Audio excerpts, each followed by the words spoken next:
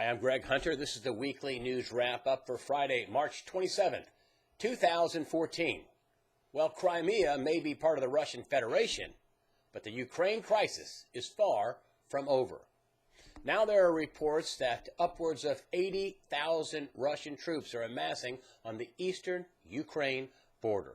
Military officials are openly worried about the possibility of a Russian invasion. Meanwhile, this week, the President of the United States was almost chiding Russia, belittling them, and saying that they were only a, quote, regional power, end quote. I don't understand why the President would do this for the life of me. This is a country that is nuclear armed with an arsenal of intercontinental ballistic missiles. They could wipe out the United States. They could certainly do great damage to the United States.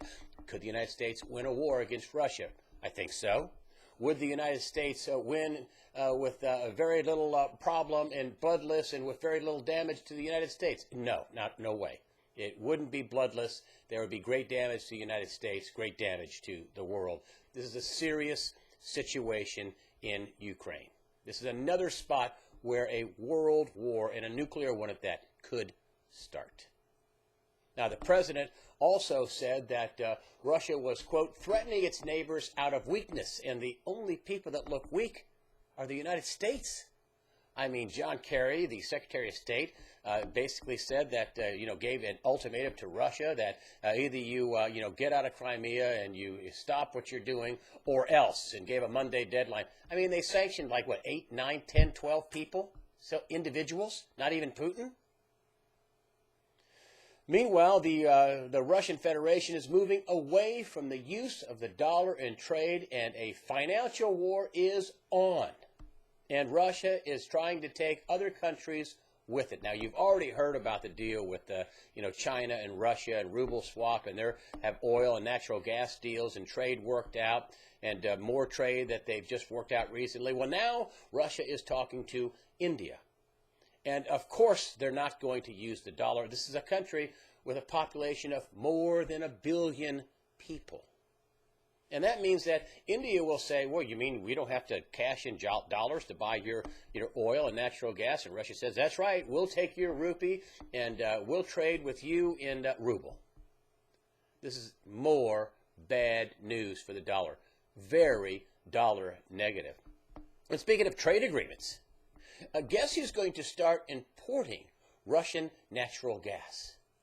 Our ally, the United Kingdom. Remember when these talk of sanctions came up, and the first people to say, no, we don't have sanctions? United Kingdom. Now, they cut this deal back in 2012, to start importing natural gas, but you're not hearing anybody over in Great Britain wanting to cancel this deal.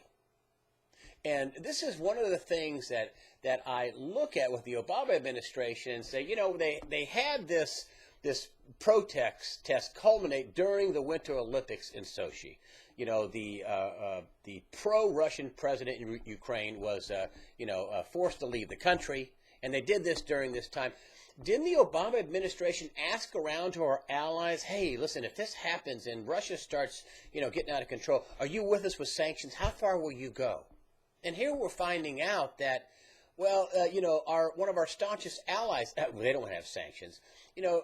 Germany and Angela Merkel, the chancellor, she doesn't want to have sanctions. I mean, less than 25% of the population in Germany wants sanctions. France, the other big country in the European Union, they don't want sanctions. And, Great Britain, France, and Germany, their economies are struggling at best. And other countries in the European Union, well, they're in recession or they're teetering on depression. They can't take an economic hit. And now this. And an economic war is game on. And it is dollar negative at the very least. Now, economic wars have a nasty habit of turning into shooting wars.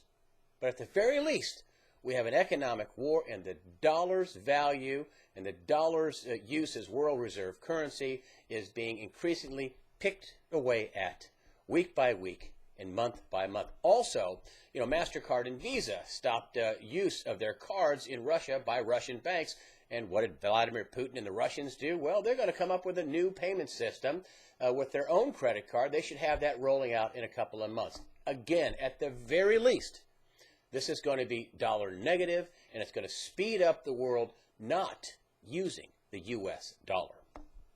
Well, it's another week and another delay for ObamaCare. What has it been? Almost 36 different delays for ObamaCare. And now the individual mandate, the sign up for the exchanges, it's going to be put off for another couple of weeks. They told us for weeks, Kathleen Sebelius at Health and Human Services, no, there's going to be no more delays. No, they told us for weeks, no more delays. And what do we have? We find out this week, another delay. And then here's the way the mainstream media spins it. They're like, happy news. 6 million healthcare enrollees in sight. 6 million.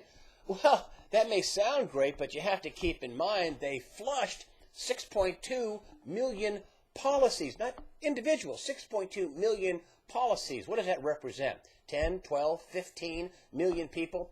And keep in mind, the 6.2 million policies were being paid for by people without a government subsidy. The people that they're signing up are people who have pre-existing conditions, people who don't have a lot of money, and people who are getting either heavily subsidized plans where they pay just a little bit or totally subsidized plans. That's the lion's share of these people. I have a friend of mine whose wife sells health care insurance. We've been selling it for the ObamaCare plan. And she says the overwhelming majority are people who are, low-income people who don't want to pay much or can't pay much or want to pay nothing at all. As a matter of fact, she said that, most recently the people that come in and find out they don't get much of a subsidy from the government, from taxpayers, or if they have to pay $100 or $150 a month, they don't want it. Forget it. This was the enormous lie by the Democratic Party, and lied on so many fronts. I mean, that the Obama said, and the Democrats said, health care premiums would go down for the average family, $2,500 a year. False. Keep your dot false. Keep your plant false. And this whole thing hasn't even rolled out with all these, more than 36 delays. I mean, wait until the employer plans and the small business plans, and where they have to pay for all this stuff, and it's going to explode the cost of health care. It's going to, with all these subsidies that they're paying people, it's going to explode the federal deficit. You wait just this first year with the limited rollout. You're going to see a significant bump in the federal deficit at the end of fiscal 2014. You'll find out in October. Mark my words, it's going to be much worse than what anybody imagined, the federal deficit, and the culprit is going to be Obamacare. Next up, the Federal Reserve has conducted bank stress tests. And, 5 big banks, including Citigroup, didn't do well, didn't pass the test. Now, Bank of America didn't initially pass the test, but they, cut their dividends and cut their stock buybacks and bonus, and then they got into the safe zone. That's what this is all about. The stress test is for the Federal Reserve to say, hey, folks, the banks are safe. But let me tell you something that's rarely talked about, and it's been going on since 2009. The banks have been allowed accounting fraud by the Financial Accounting Standards Board. That's what I call it, accounting fraud. They can take their assets like real estate and mortgage-backed securities and some derivatives, and they can mark them at whatever they think they'll be worth in the future, marked to fantasy, as opposed to mark to market, which is what are your assets worth today? That's how the IRS accounts for things. What are your assets worth today? And this is why I think this whole stress test is a farce. I mean, if you have government-sanctioned accounting fraud, that's what I call it, where you can mark whatever asset at whatever price you think you can get for it in the future, are the banks really solvent? You want to do a real stress test? First of all, let's have real accounting, mark-to-market accounting. All your assets, what are they worth today? And I would suspect most of the big banks, if not all of them, would be insolvent. After all, this week we had Jim Rickards. He's the investment banker and the best-selling author of Currency Wars. He has a new book out called The Death of Money. He came right out on USA Watchdog this week and said the Federal Reserve is insolvent. They're leveraged 80 to 1. They have a $4 trillion balance sheet. Basically, he's saying, who are we trying to kid? Well, if the Federal Reserve is insolvent and the big banks are using, phony accounting so they can continue to buy back stocks and pay themselves dividends, then aren't they insolvent too? I'd like to see a real accounting, mark-to-market accounting, and then let's do a stress test like that, and we'll find out if the banks are truly safe, like the Federal Reserve wants us to think they are. And finally, 5 more people right here. This is the, we're safe at last. 5 former employees found guilty in the Madoff scam. It's the Madoff Ponzi scheme, $65 billion scam. And, of course, Bernie Madoff was convicted. 9 other people pled, and then 5 people here were convicted. And, the prosecuting attorney for the government said that, and I'll read you this quote. It says that Madoff, quote, could not have been the work of just one person. Yeah, you know what? I agree. And think about this. Markopoulos, the guy that wrote in and said that this Madoff had a complete scam going. Wrote him over years, letters and letters saying it was a scam. Here's the math. There's no way they can get the returns that they're doing. It's a complete scam. Meanwhile, at the same time, widely reported the SEC and the employees there were, looking at, some of them anyway, were looking at porn on their computer screens. I don't think the SEC is that stupid. I think they intentionally look the other way. I can't prove that, but that's what I think. Nobody is that stupid. And then you have the case of JPMorgan Chase. They recently paid, $2.5 billion because they were helping Madoff with this scam. They paid restitution and fines. Widely reported they paid fines and restitution so they could avoid criminal prosecution. Let's see, 6, 7 people, 15 people that Madoff, JPMorgan. Isn't that racketeering? That's groups of people conspiring to commit crime. Isn't that racketeering? Why aren't these people charged under the RICO Act? And then you have the shareholder lawsuit that names Jamie Dimon and his top executives at JPMorgan, and they allege that Jamie Dimon and top management knew all about the Bernie Madoff fraud and did nothing. And then here we have another top banker, Ken Lewis. Remember him? That's right. Ken Lewis was the CEO of Bank of America. And he has agreed to pay a $10 million fine. And look at the way USA Today, puts a little story in the corner. $10 million fine. A guy at the top of Bank of America fined for fraud. Civil fraud and concerning the merger of Bank of America and Merrill Lynch. Just, just a little story, like a parking ticket. That's how the mainstream media portrays this. If you take a look at the fraud reported by the bankers, there's security fraud. They sold liar loans and packaged them in security fraud. They had ratings fraud for LIBOR. They've had gold market rigging. They've had laundering money for drug cartels. They've had laundering money for terrorists. They admitted to it.